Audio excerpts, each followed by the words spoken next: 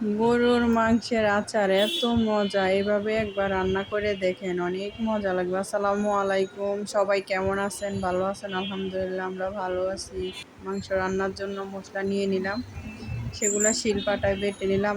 আমি মনে করি আর কি শিলপাটা মশলা বাটাটা অনেক ভালো, সেজন্য পেঁয়াজ দিয়ে দিলাম, সব ধরনের মশলা বাটা, আদা বাটা, রসুন বাটা, স্বাদ মতো লবণ, হলুদ গুঁড়ো, মরিচ গুঁড়ো, তার সাথে সরিষার তেল দিয়ে দিলাম, হাত দিয়ে ভালো করে মিক্স করে রেখে দিলাম।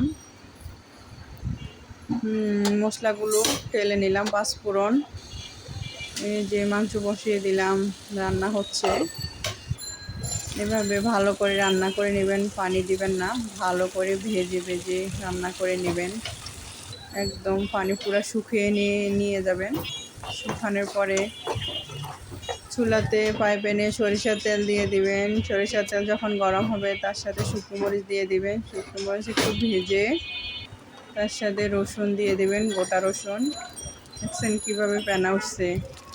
মাংস দিয়ে দিলাম, এই যে মোটামুটি আচার হয়ে যাচ্ছে। পাঁচফোড়ন দিয়ে দিলাম, পাঁচফোড়ন দিয়ে ভালোভাবে মাংসের সাথে মিক্স করে নিলাম। তার সাথে একটু সিরকে দিয়ে দিলাম। আল্লাহ হাফেজ।